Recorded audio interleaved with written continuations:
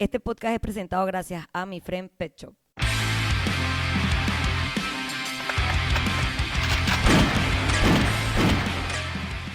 Okay, bienvenidos al episodio 170 de Bulletproof Mindset Podcast. Finalmente no estoy sola en esta sala, en este super set, que es el comedor de mi casa.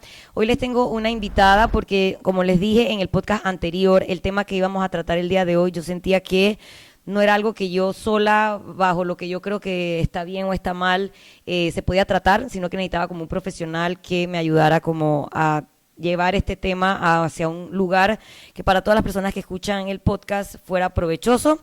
Gracias a todos los que nos escuchan en nuestras 3 plataformas que son YouTube, iTunes y Spotify semana a semana. Gracias por compartir los episodios, el contenido, darme sus impresiones. Así que estoy segura que este episodio número 170 va a dar bastante feedback y bastantes comentarios. Así que antes de empezar le quiero dar las gracias a la licenciada Jimena, con X. Jimena Fernández, ella es nutricionista, pero tiene como un máster en una, me dijiste, en trastornos. Así que quién mejor persona que para hablar de un tema que alguien me sugirió en Instagram, que es la dismorfia corporal. Yo siento que las redes sociales y todo lo que está a nuestro alrededor se centra como en la belleza y hay como que cierto estándar de lo que uno cree que está bien, que puede ser dictado por las revistas, por las películas, por redes sociales, o incluso como lo que nuestros papás nos dicen que está bien o está mal. Entonces crecemos como que no nosotros mismos desarrollando nuestro ideal, sino como que usando referencias de cosas que no tienen nada que ver con uno, sobre cómo es ser perfecto, cuál es el peso ideal y demás. ¿Cómo tú crees que la sociedad o todas estas cosas con las que crecemos pueden ir a largo plazo afectando a una persona desarrollar un trastorno, ya sea dismorfia corporal, que es el que vamos a hacer más énfasis el día de hoy, o otros trastornos alimenticios? Primero que todo, gracias Paula por la invitación. Súper emocionada de hablar un tema que, como le comentaba, me causa mucha emoción y creo que hoy día hay que hablarlo, ¿no? Hay que hablarlo porque cada vez lastimosamente va en aumento.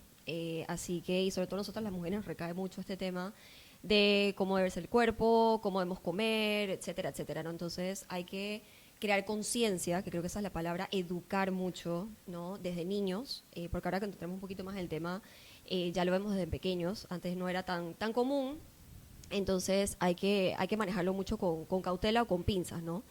Entonces, bueno, definitivamente hoy día, como me dijiste, el tema de las redes sociales creo que ha causado más bien un impacto, como le digo a los pacientes, un arma de doble filo, ¿sabes? Si no lo utilizas bien, si no sabes qué información buscar o cómo interpretar la información que sale en las redes sociales, creo que definitivamente es algo que suele perpetuar, digamos, o sembrar esa semillita de que, y si empiezo a hacer esto, la parte de la comparación, y si empiezo a comer como tal persona, y quiero tener el cuerpo de X persona, ¿no? Entonces, empieza a crear como esa semillita que si la vas regando día a día, buscando más información, comparándote más, digamos, echándole más leña al fuego, obviamente, eventualmente vas a ser más susceptible, por decirlo así, en caer en un trastorno, ya sea alimenticio o un trastorno de dismorfia corporal, mucho más rápido, ¿no? Entonces, y bueno, también hay un factor, digamos, genético familiar también, porque no así que las familias son las que perpetúan, pero también pueden echarle leña al fuego sin saber,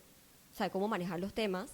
Desde chiquitos diciéndole, oye, estás gordita, oye, te ves muy flaquita, etcétera, etcétera. Entonces, definitivamente también pueden perpetuar un poco estos temas y que se vayan agravando, ¿no? Yo me imagino, bueno, estuve buscando un poco de información y salía que 1 de cada 50 personas en Estados Unidos, obviamente son estas estadísticas, sufre de lo que llamamos dismorfia corporal. Yo puedo estar casi segura que nadie llega a tu consulta y que, hola, tengo dismorfia corporal y entonces necesito que me hagas un plan para que ya yo no sufra de eso. Exacto. ¿Cuáles son esas señales o esos signos que alguien, a medida que tú estás entrando en consulta, te das cuenta que tiene un trastorno de este tipo, o son más bien pacientes referidos de un terapeuta, que probablemente esa persona sí está haciendo un proceso terapéutico y cae donde ti, o te la refieren a ti para que tú ya la lleves a tener una alimentación no enfocada en cómo me quiero ver, sino en cómo debo estar saludable? O sea, ¿cuál es, digamos, la pregunta es, llegan más gente que tú descubres en el proceso que tiene este trastorno o que son referidos por un terapeuta? Ok, excelente pregunta. Antes, me adelanto, cuando mencionaste el tema de la cantidad de personas que sufren esto, lastimosamente aquí en Panamá es muy difícil encontrar números de todo. Entonces ahí nos damos cuenta que estamos un poquito tarde o realmente no sé si no se involucra tanto en estos temas, pero creo que esto nos da para ahondar más a nivel numérico, porque estaría interesante descubrir realmente en Panamá estos números, porque o sea, percibo que son bien altos, ¿no? Entonces, ahora sí, respondiendo a tu pregunta, un poco de los dos, ¿sabes? Yo me manejo con un equipo de psicólogas increíble, ellas sabes quiénes son. Entonces, ya sea que me las refieran a mí, ellas me dicen, ok, tiene el paciente que te estoy enviando, tiene esto, esto y esto, o también puede ocurrir lo contrario, ¿sabes? La paciente llega a mí de nuevo y cosas que yo puedo percibir en la consulta, por ejemplo, una persona que usualmente se está tocando mucho el cuerpo, está como haciendo body shaking, que se le llama, está constantemente tocándose incómodo, o sea, se siente como, se percibe como incómodo, ¿sabes?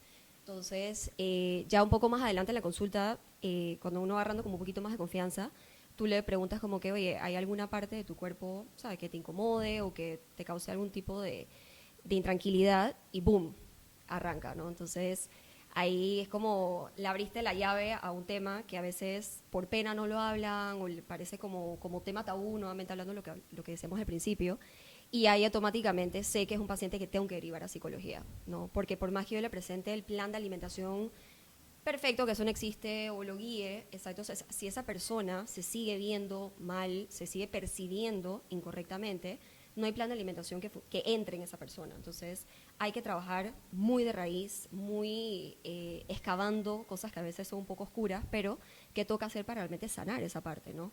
Entonces se da un poco de los dos, como te digo, puedes venir de mi lado y hago la derivación a psicología, o ya el psicólogo me lo deriva con ese tema andando, ¿no? La dismorfia corporal se centra solamente en no me gusta si estoy muy gordo, muy flaco, o incluye como otras cosas de su apariencia, no me gusta mi pelo, no me gusta, ¿qué realmente es el significado o la definición de dismorfia corporal? Claro, es un trastorno, diría yo, donde hay una preocupación excesiva por el cuerpo, por la apariencia, específicamente por defectos que la persona percibe, ¿no?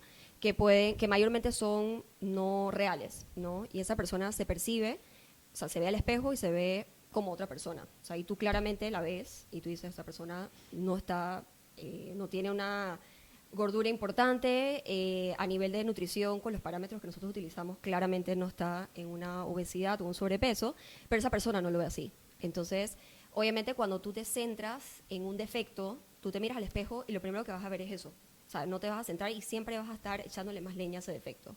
¿Dónde son usualmente esos defectos? Principalmente en lo que es la parte de la cara, nariz, no me gusta la nariz, no me gusta cómo se ven mis ojos, no me gusta cómo se ven mis orejas, el cabello, que si es largo, que si es corto, mucho la parte del abdomen, ¿verdad? Que si se me sale esto, que si se me sale lo otro, las piernas, que si son gruesas, que las caderas, son como usualmente las áreas que, digo, yo siempre pregunto, ¿cuáles son tus áreas como que más sensibles? Y esas son. Entonces, hasta que no logres como sanar eso, siempre lo vas a ver como algo malo, o sea, siempre le vas a encontrar un defecto, siempre. Entonces, hay que hacer un trabajo, como te decía, de raíz, con psicología, mucho, para poder entonces que el paciente pueda, o sea, pueda salir adelante con eso, ¿no? ¿Es un trastorno alimenticio tipo bulimia y anorexia o es un trastorno obsesivo? Porque como tú estás diciendo, esa persona solo se centra en eso y sus pensamientos están probablemente siempre orientados a ese defecto, a eso que no le gusta. ¿En dónde está ubicado la dismorfia corporal? Dismorfia corporal.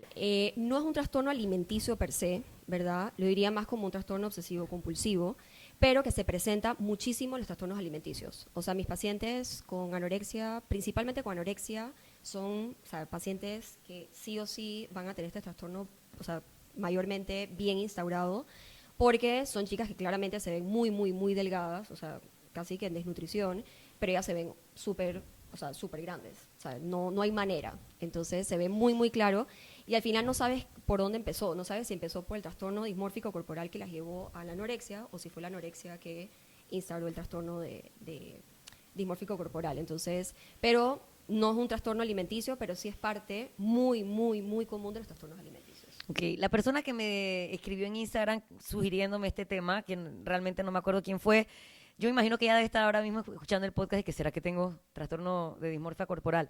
¿Dónde está la raya que nos divide a todas las personas que estamos preocupados por nuestra apariencia?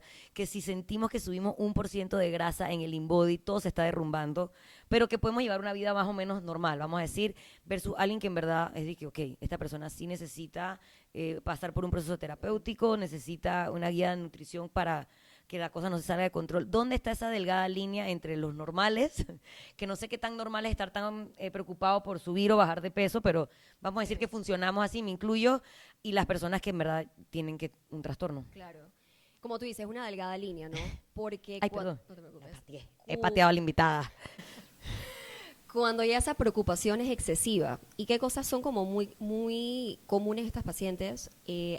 Pueden llegar a tener un aislamiento, por ejemplo, son pacientes que evitan salir, evitan, ¿sabes?, reuniones sociales porque no les gusta hacer que las vean, ¿no? Porque precisamente esa preocupación las lleva a que otras personas no las puedan ni ver, ¿no? O pasar como desapercibidas, están pero no están, ¿no? Entonces hay un aislamiento social marcado.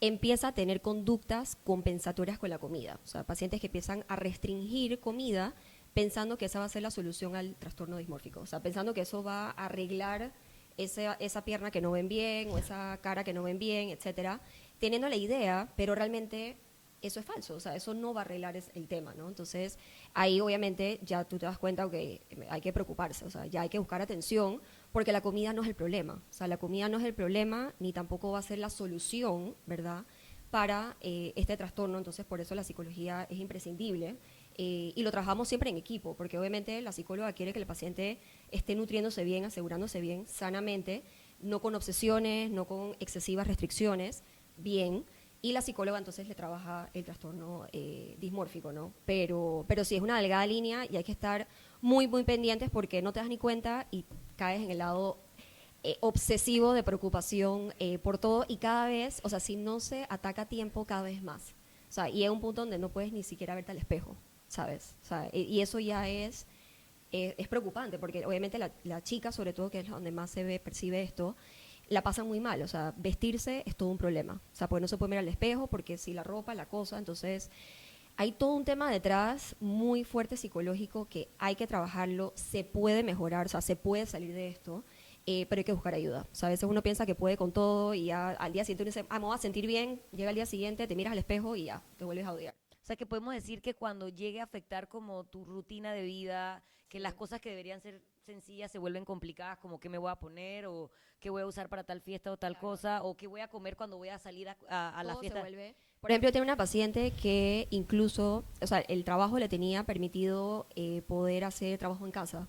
Y cuando ya volvieron a ser como híbrido, esa paciente, por un tema de trastorno dismórfico, ni siquiera iba al trabajo. O sea, no quería que nadie la viera porque no quería pasar percibida, pues. Entonces, ya esas cosas, ya te das cuenta que no es normal, ¿sabes? Comportamientos como obsesionarte con el maquillaje o, digamos, ¿cuál era el otro ejemplo que querías? Cirugías plásticas, que se pueden considerar señales de que alguien tiene ahí como que un hilo roto. Perdón, amigos, no es que le estoy quitando seriedad al tema, ¿verdad? Pero un chistecito. O sea, hay que manejarlo con pinzas. Yo no tengo nada en contra ni del maquillaje ni de las cirugías plásticas, pero siempre y cuando no sea en búsqueda de tener ese cuerpo perfecto. O sea, como que sea ese, por ejemplo, a nivel de maquillaje, como que me maquillo para que nadie perciba, digamos, mis imperfecciones, pero una vez te quitas el maquillaje vuelves a ser tú y te vuelves a odiar igualmente, ¿no? Entonces, la cirugía también, que no vaya a ser o que me voy a operar, no sé, me voy a quitar la celulitis de la cadera y luego no me voy a quitar el abdomen y no me voy a hacer la cara, o sea, como que siempre buscando más, como que hay una insatisfacción porque piensas que la cirugía va a resolver todo. Entonces, nuevamente es como buscar la felicidad en otras cosas y cuando te das cuenta que lo tienes, te das cuenta que ahí no era, ¿no? Entonces, ahí te das cuenta que estabas buscando esos métodos para, digamos, ocultar este trastorno dismórfico corporal. Tú dijiste que efectivamente tenía tratamiento, había una manera como de poco a poco ir mejorando. Sé que no vamos a entrar en la parte terapéutica, lo que el trabajo del psicólogo, pero ¿cuáles serían como las herramientas que tú le das a un paciente con este trastorno a nivel alimenticio, que estoy segura que nos va a servir a todos? Sí, es un trabajo bien demandante, no te voy a mentir, porque como está la mente metida, o sea, tú tienes que realmente creerte, o sea, con el trabajo de la psicóloga, de que tu cuerpo no es un problema, o sea, que tu cuerpo realmente al final está hecho para hacer tantas otras cosas más que solo aparentar una belleza, digamos así. Entonces, digamos, a nivel de alimentación, muy cuidadosamente y muy, digamos, respetuoso con el paciente, tratamos de que, a pesar de que está el tema andando, o sea, está bien, mi cuerpo no me gusta y todo, saber que la alimentación no se puede parar, o sea, no puedes dejar de comer por eso, no puedes dejar de nutrir a tu cuerpo por eso. Entonces buscamos como estrategias nutricionales. Hay pacientes que, a pesar de eso, se alimentan bien, entonces tratamos de mantener su rutina. Hay pacientes que sí vienen con una alimentación Restrictiva. súper restrictiva, o sea, como súper desorganizada. Entonces nos sentamos a, ok, vamos a ver tus horarios de comida, vamos a ver qué te gusta comer, vamos a ver si hay que meter meriendas, ¿no? Entonces, digamos que armamos como una guía de alimentación bastante flexible, porque hay que practicar mucho la flexibilidad con esos pacientes porque son muy cuadrados. Es como que si no está en la página Marías, no existe. Entonces hay que explicarles mucho y educarlos, pero nuevamente respetuosamente, sin caer en que tu cuerpo tiene que cambiar, en que tienes que tener X porcentaje. Muchas veces a esos pacientes yo los peso, pero no les dejo ver los números. Eso es importante. Es Porque un uno se vuelve loco con los números. No lo crean. Los pacientes dicen, no, eso no me afecta. No me afecta. Cuando ven el número, salen aterrados. Entonces, para yo evitarme un problema, siempre le pregunto, primero, ¿quieres que te pese? El paciente me dice, sí, ok, pero voy a ver el número solamente yo, ok. Todo esto tiene un propósito, aunque el paciente a veces no lo vea al principio, pero tiene que ser así para evitar echarle más, ¿sabes?, más leña al fuego al tema y saber que al final un número no nos define, ¿sabes? Más importante es saber cómo está tu cuerpo, cómo está tu salud mental. ¿Cómo te sientes? Cómo te sientes, saber que estás nutriendo bien a tu cuerpo sin restricciones, sin pensar en que hay alimentos buenos o malos, simplemente nutriendo a tu cuerpo, pero desde un autocuidado más sano, ¿sabes? Entonces, al final, todos los extremos son malos, ¿sabes? Como le digo yo, los blancos y negros, y los pacientes lo saben, siempre tratamos de buscar un punto medio de esos extremos donde llevamos las cosas, ¿no? Porque al final, cualquier hábito, por más bueno que sea, llevado al extremo, va a ser malo, ¿sabes? Todo. Entonces, siempre hay que buscar un punto medio si queremos crear sostenibilidad sana con los hábitos, ¿sabes? Una alimentación obsesiva, restrictiva, compulsiva, nunca va a ser sano ni a mediano, ni a corto, o sea, ni a corto, mediano, ni a largo plazo. Entonces, hay que trabajarlo. Aquí va a entrar en un tema bien importante y es que en Instagram estamos todo el tiempo viendo a esta gente que hace ejercicio, que se prepara para competencias, que se sube en su bikini de lentejuelas. No me voy a meter con nada de eso porque eso para ellos es un deporte y no voy a entrar en si sí o si no. Pero eso es un cuerpo o un ideal físico muy inalcanzable, que ellos lo alcanzan para un punto específico, una competencia o algo así, pero el resto del año probablemente no se ven así. Pero nosotros en redes solo los vemos cuando están así. Entonces, cuando ellos están preparándose para este tipo de competencias, ponen todo lo que comen y literalmente comen un rice cake con un espárrago, con un pedacito de pollo y se acuestan a dormir con 10 vasos de agua en el cuerpo, se persignan y esperan que sea el día siguiente para repetir la misma historia. ¿Tú crees que ver este tipo de contenido puede llegarle a tildear la cabeza a la gente? Totalmente, totalmente, y lo sé porque los pacientes me lo dicen, ¿no? Es que yo me quiero ver cómo está man. Y me enseñó, o sea, yo tenía una paciente una vez que me llegó con el wallpaper de una entrenadora de aquí de Panamá y que yo quiero tener el cuerpo de ella. Y yo, ok, esto no está bien, ¿sabes? Está bien que tú puedas, o sea, te guste algo, pero llegar a ese nivel de que, ok, lo tienes ahí, te levantas, le despiertas, lo ves, es totalmente insano. O sea, mentalmente nunca vas a ser feliz. O sea, porque estás buscando, o sea, primero la comparación, yo siempre digo la comparación es el ladrón de la felicidad, siempre. Y buscándole en otro cuerpo, sabiendo que tu cuerpo no puede ser exactamente igual que el otro. No sé, ni aunque tú te entrenes igual que de esa entrenadora, comas igual que ella, no va a ser igual. Entonces, siempre vas a estar va a ser como una sed insaciable, ¿sabes? Entonces, súper, súper delicado. Entonces, hablando de esas pacientes específicamente, ellos entrenan y comen para ese fin muy puntualmente, es muy restrictivo, no lo recomiendo si no realmente quieres hacer eso, y hay que tener mucho cuidado porque no cualquier persona aplica para llegar a eso. Obviamente una persona con anorexia, yo estoy clarita que o sea, no es un paciente que... ¿Tú se lo recomendarías? Exactamente, ¿no? Siempre lo que le digo a los pacientes, o sea, lo que vemos en redes sociales es la pantalla, o sea, la punta del iceberg de lo que está pasando en la vida del paciente, pero lo que está detrás... Esas pacientes, créeme, que sufren, pasan hambre, cuando ya se están acercando a la competencia creo que ni agua pueden tomar porque, o sea, todo eso les afecta a la parte de verse más lean. Entonces, o sea, hay que tener muchísimo cuidado. O sea, de hecho, yo ni siquiera tengo TikTok porque ya me estresa solamente escuchar a los pacientes diciéndome que vieron X, vieron Y. Ya Instagram es suficiente para mí y me agobio, ¿sabes? Porque sé que esta información la está viendo pacientes, sé que esta información la está viendo gente vulnerable, que maybe yo sí sé interpretar esa información y sé decir, ok, Eso no es para mí. o sea, esto es verdad, esto es mentira claramente, pero un paciente que está vulnerable o está atravesando una situación alimenticia crítica o de cuerpo crítico, cae rapidito en eso. O sea, se lo cree automáticamente. Amigos, si usted está en esa delgada línea gris que de estoy autocrítica o estoy a punto de tener un trastorno, tiene que dejarse de esa gente, de verdad. No es que le quiero quitar followers a nadie, No, pero hay que hacerlo. pero al final, en verdad, uno tiene que estar como buscando su propia salud mental y en verdad eso no está contribuyendo. Un follow. Unfollow.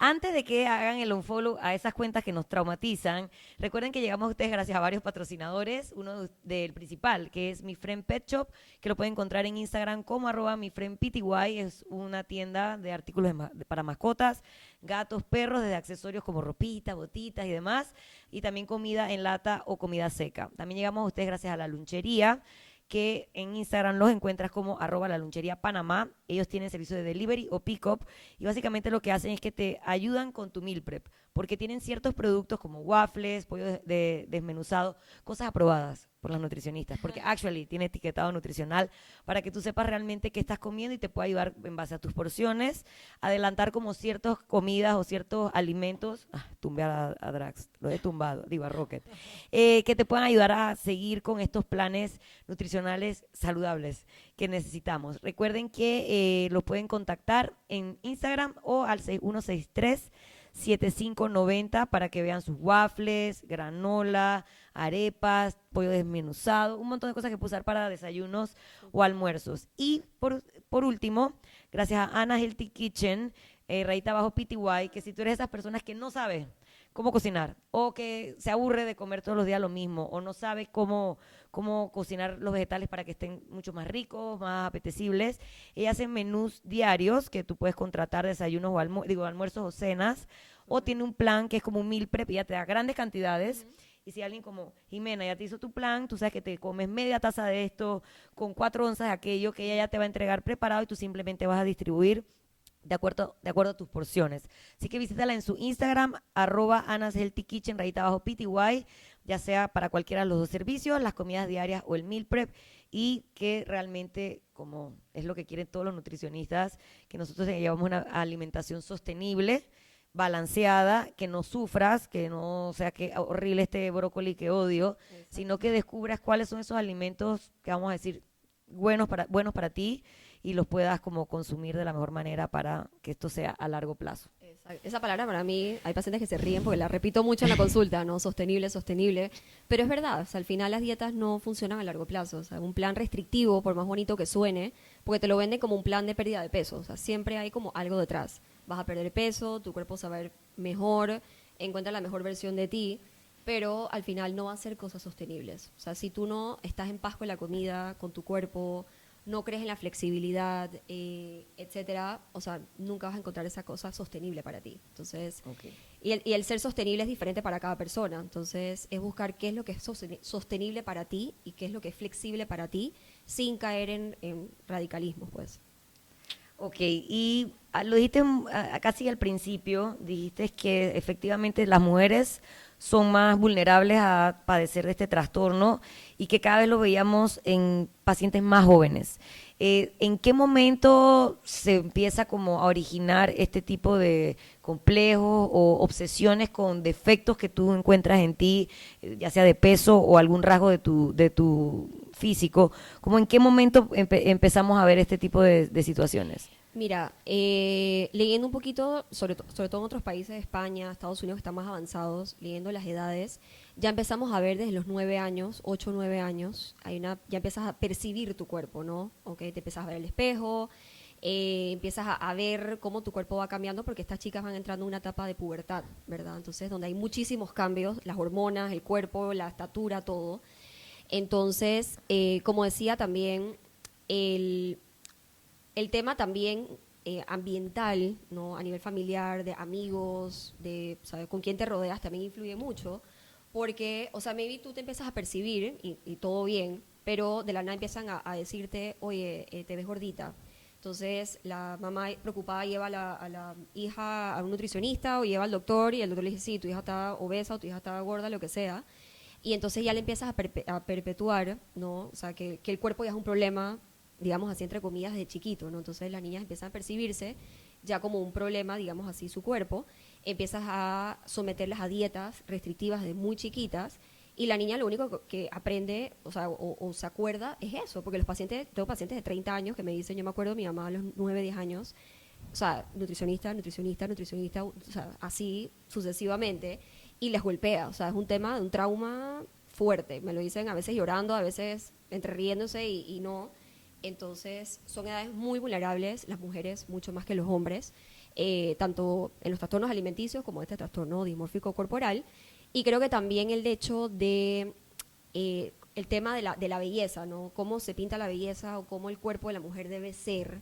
Creo que eso también incentiva mucho el tema del trastorno dismórfico corporal, ¿no? O sea, porque ¿quién dijo que el cuerpo de la mujer se tiene que ver de X, Y, Z manera, ¿no? Entonces, lo importante es que tú te sientas cómodo con tu cuerpo. O sea, tampoco con un positivismo tóxico de que, ¿sabes? Te tienes que amar y... Hemos hablado de eso también. Exacto, ¿no? Hemos hablado de ese tema también. Hay que tener cuidado porque tampoco a veces la gente interpreta un poco de que la flexibilidad es descuidarte. Tampoco así, ¿no? Pero aquí hablamos más del extremo de obsesión y de control, ¿no? Que es lo que usualmente se lleva a este tema del cuerpo y de la comida. Entonces, más que nada eso. Nosotros tenemos que ser adultos responsables porque nuestros papás no venían como con manual de cómo criarnos. Y si tú tuviste un papá o una mamá que de cierta manera tuvo ciertos comportamientos en tu crecimiento que te pueden haber llevado a este tipo de trastornos, no ganamos nada como recriminándoselo. Uno tiene que hacer su propio trabajo, su propia terapia y reconocer que ellos se equivocaron en algunas cosas y nosotros tenemos que tomar como la responsabilidad de tratarlas y mejorarlas. Ok, espero que no se note, pero si se nota, voy a decir que tuvimos que cortar y empezar porque me quedé sin memoria de la cámara. Entonces, si ya lo digo, ya la gente no va a decir que qué coño le pasó al encuadre. Está como diferente esta gente. Antes de que se cortara de la grabación, como ya hablamos de que estos son pensamientos como recurrentes y obsesivos que tienen las personas sobre ya sea su peso, su overall look o sobre algún rasgo de su cuerpo, ¿qué serían como estrategias o herramientas que tú usas para como que redirigir la obsesión o la energía que esa persona le está poniendo a algo en particular para que lo vea como algo un poco más saludable? Por ejemplo, no me gusta mi celulitis en los muslos, no puedo dejar, todo el mundo la ve, es espantosa. ¿Cómo tú le dirías a esa persona o qué le dirías a esa persona que tiene que hacer para don't obsess with that? Exacto. Sí, primero, o sea, por ejemplo, con las partes del cuerpo, les digo como que, oye, ¿qué otra función tú le encuentras a esa parte del cuerpo que no te gusta, ¿sabes? Como para tratar de que la persona vea que, oye, no es un tema meramente físico, solamente por estar ahí, sino que también tiene una función importante por la cual realmente está ahí, ¿sabes? Entonces, un poco por esa línea. También, por ejemplo, si la persona está teniendo como un mal día de imagen corporal, ¿no? Y está, no sé, probándose algo, midiéndose la ropa, y está en su cuarto y le entra como un... Sí, son mis gatos, lo siento. Ella ha hecho un trabajo súper profesional de ignorar mis gatos todo el podcast, pero ahora sí están fuera de control. Un poquito. Están peleando uno con el otro. Ajá. Entonces, si es un mal día de imagen corporal. Exacto, un mal día de imagen corporal, que es, por ejemplo, si están en su cuarto, que salgan del lugar donde están para evitar que el malestar se siga propagando. Por ejemplo, el tema de la ropa también es otro tema, ¿no? Porque a veces nos aferramos a una talla, ¿sabes? Y entonces quiero que mi cuerpo quepa en esta talla y si no es esa talla ya estoy mal, ¿sabes? Entonces es como que entender que, o sea, al final tu cuerpo se tiene que acoplar a la talla, no la talla a tu cuerpo. Entonces eso es importante para no aferrarnos a un número, ¿no? Saber que primero ni el peso nos define y segundo la talla mucho menos. Entonces saber que dependiendo de la marca también tu talla va a cambiar, es normal. También, por ejemplo, escribir. A muchos pacientes les sirve escribir como que por qué me siento mal, qué me está pasando. Capaz pasó algo en el día que detonó que eso se reflejara en su cuerpo, ¿no? O sea, un mal día. Escribir, como que redireccionar también con actividades como escuchar un podcast, puede ser este podcast. Excelente, me encanta esta publicidad. Caminar, hay muchas veces el caminar les ayuda a drenar o a mover un poco la energía que está condensada en ver algo mal, ¿no? Oye, si hablamos con el tema, están un poco descontrolados los gatos. Wow, están en otro nivel de gato. Ya. Si, por ejemplo, hay un tema, o sea, si les llega a atacar con el tema de la comida, siempre recordarles que la comida no es el problema. Y por ahí no van a encontrar una solución restringiéndose más, porque van a crear una ansiedad después que no van a poder apagar, ¿sabes? Entonces, siempre recordarles que la comida no es el problema ni nunca será el problema. O sea, la comida la necesitamos independientemente de cómo sea nuestro cuerpo, porque necesitamos seguirlo nutriendo para que el cuerpo pueda seguir funcionando como debe. O sea, para poder levantarnos, para poder ir al trabajo, para poder hacer ejercicio, para poder decir hola, o sea, cualquier cosa, por más mínima que sea, necesitamos seguir nutriendo el cuerpo, ¿no? Entonces, eso es importante y siempre son recorderis que a veces hasta se los anoto en un post-it cuando vienen, como que pégalo por ahí para que cuando tengas un mal día lo veas y es como que logres como relajarte, ¿no? Entonces, al final saber que es un mal día, no es un mal mes, y eso va a pasar, ¿no? Entonces... ¿El ejercicio contribuye a mejorar este trastorno o puede ser un factor extra de estrés que agrave la situación? Porque tú me dices, wow, el ejercicio es la solución de todo en esta vida. Sí. Y yo a veces digo, mierda, a veces como que no. Sí, no. Hay pacientes que sí los ayuda a drenar esa energía que los estaba sintiendo, hacer sentir mal y después lo ven claramente. O sea, hice ejercicio, me siento mucho mejor y puedo continuar mi día bien. O sea, ya me siento bien. Pero hay personas que incluso haciendo ejercicio, o sea, pasa el ejercicio y se siguen sintiendo igual. Entonces, ahí te das cuenta que es un tema mayor y que no, ni el ejercicio tampoco va a resolver el problema.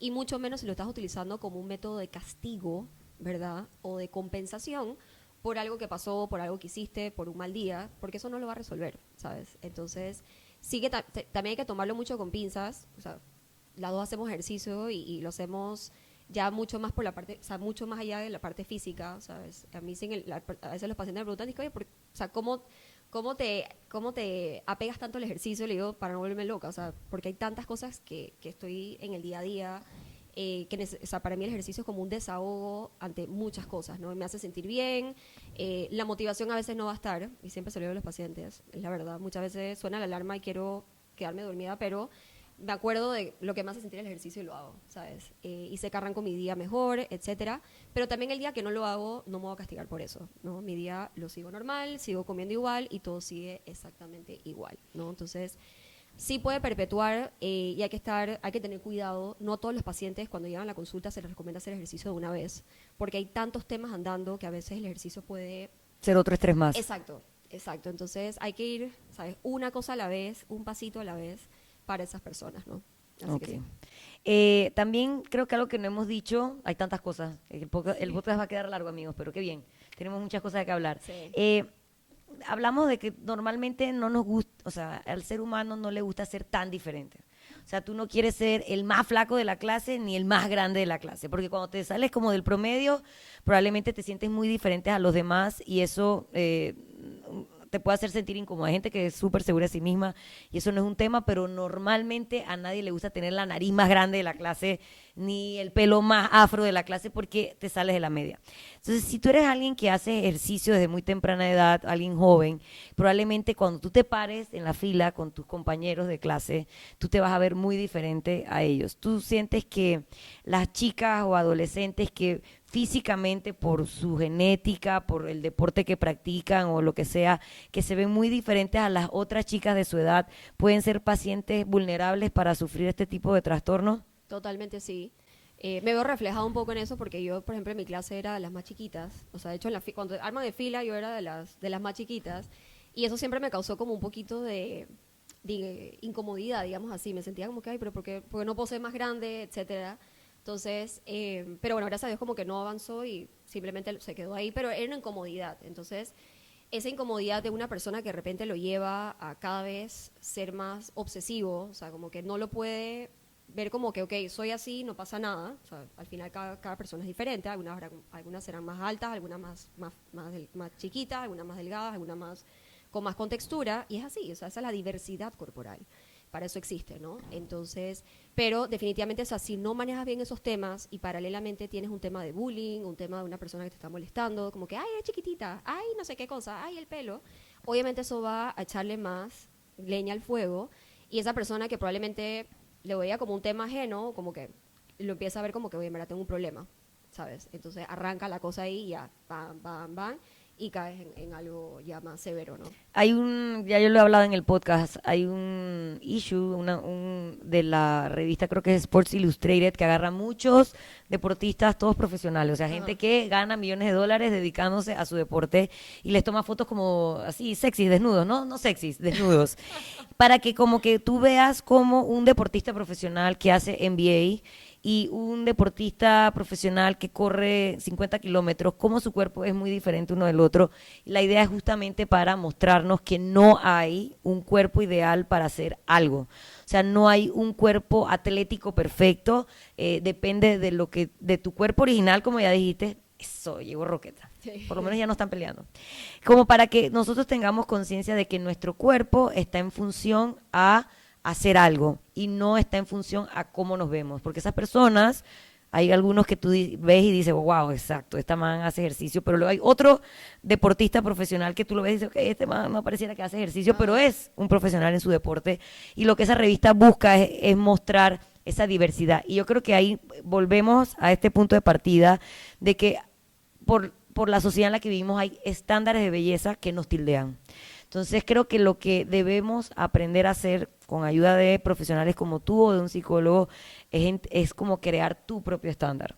Y que en qué momento tú sí estás feliz con tu cuerpo y en qué punto esa felicidad es algo que puedes sostener. Porque tal vez yo estaba muy feliz con 12% de grasa, pero no puedo tener 12% de grasa por siempre. Y es trabajar en crear tu propio estándar de belleza, que sea algo que no te quita el sueño, que no Exactamente. afecta tu trabajo, como ya dijiste, no quieres ser esa man que no puede ir a trabajar, que no quiere ser esa man que no quiere salir porque no sabe qué se va a poner para verse bien, sino que nosotros tenemos que olvidar o no darle tanta importancia a los estándares sociales de belleza y más importancia a crear nuestro propio estándar de paz mental con nuestro cuerpo. Claro, sí, es ese tema de amor propio, ¿no? Nuevamente no tóxico así tampoco, No de pero... me voy a la verga y no me importa porque soy bella como sea. Exacto, pero sí es importante trabajarlo, ¿no? Porque en estos estándares, recuerda que también existen Photoshop y todas estas cosas, estos filtros, que también te hacen ver a una persona perfecta, eso no existe, pero, o sea, tú lo ves, tú dices, wow, quiero tener ese cuerpo, quiero tener cuadritos, pero esa persona en Photoshop se puede poner cuadritos, o sea, es así. Es real. Es real, y me lo han enseñado en vivo de todo colorido, así como que, wow, gracias a Dios no sé manejar esos temas tan tecnológicos, pero asusta. O sea, por ejemplo, en Instagram, cuando uno se pone un filtro, yo como... Te arregla la nariz. Pero es una cosa, la cara te la ponen así como, wow, y cuando te lo quitas, como que, esta soy yo de nuevo, ¿no? Entonces, sí, hay gente que vive de ese filtro y cuando no está en ese filtro, como que no se siente bien consigo misma. O sea, como que pasa la vida en un filtro, digamos así. Entonces, hay que tener mucho cuidado con eso. Eso, lastimosamente, no va a parar, pero uno sí puede trabajar en uno para evitar que esas cosas te afecten, ¿no? Trabajando en tu amor propio, trabajando en tu autoestima, en tu autocuidado, siendo más compasivos, no tan autodestructivos. Como dice mi psicóloga, uno a veces puede ser su peor enemigo, y es así, o sea, a veces uno se da tanto palo que no te das ni cuenta, es como que, ¿qué te va a ayudar eso? O sea, ¿en qué te va a aportar ese palo a largo plazo? Nada. Entonces, hay que ser un poquito más cuidadosos con uno.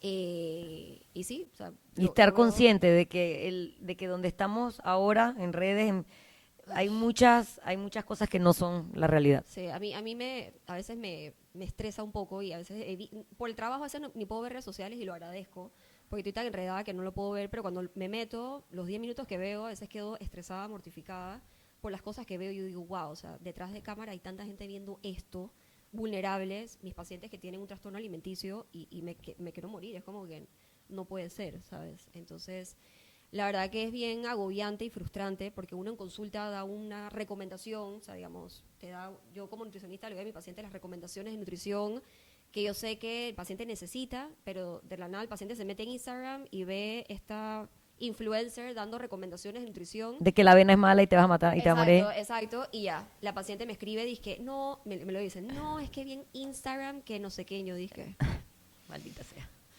ok, vamos a respirar. O sea, es como súper frustrante, ¿sabes? Entonces, hay que tener mucha paciencia en esta profesión de nutrición, porque hoy día la nutrición se ha Prostituido. tergiversado un poco, digamos así.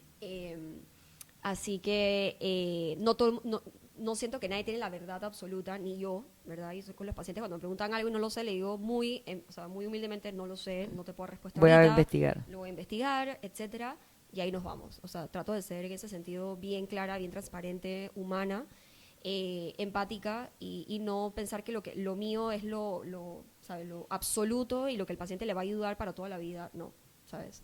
Y menos en temas de salud, que no hay nada escrito en piedra.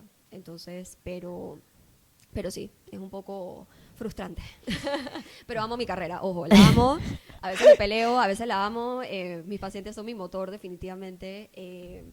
Así que, no, para eso estamos. Bueno, si alguien que está escuchando este podcast ha quedado como revuelto tal vez, o siente que conoce a alguien que debería escuchar este podcast, recuerden compartirlo en sus redes para que esta información llegue a más personas. Y si eres alguien que escuchó este podcast y siente como que, ok, man, debería tomar cartas en el asunto y quieres buscar un profesional como tú, ¿a dónde te podrían encontrar o a dónde podrían ir a consulta contigo? Y ya tú, a medida que hables con esa persona, pues que hagan los ajustes o las referencias necesarias. Claro.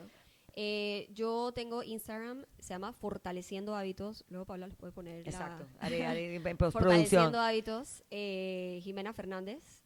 No tengo TikTok, así que nada más me encuentras por esa vía. Y bueno, ahí puedes encontrar mi teléfono, que es el donde se hacen las citas directamente también conmigo.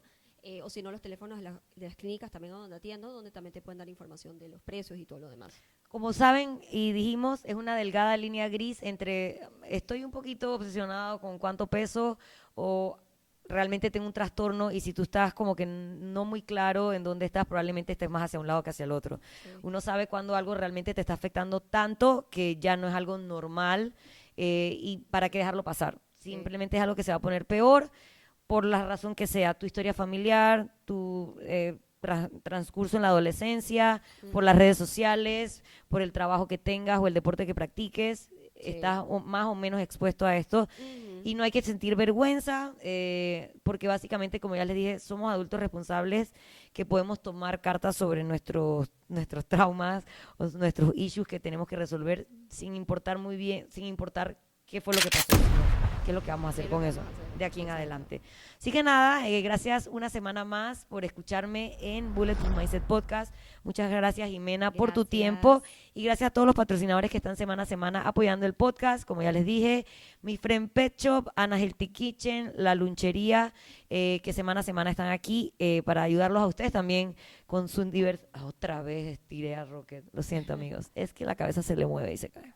Así que gracias a todos, espero que este podcast haya sido muy útil. Recuerden compartirlo, es un tema bien importante, así que compartan en sus redes sociales, taguen a Jimena, taguenme a mí para saber qué les pareció el episodio 170 de Bulletproof Mindset Podcast. Gracias, y recuerden siempre buscar ayuda, siempre es posible salir de esto, recuperarse. El que diga que no, por ahí no es, siempre se puede salir, pero busca ayuda. Y no en TikTok, ni en Instagram, ni en los fitness influencers, ni nada de eso. Usted busque ayuda de un profesional idóneo de la salud. Para eso estamos. Chao.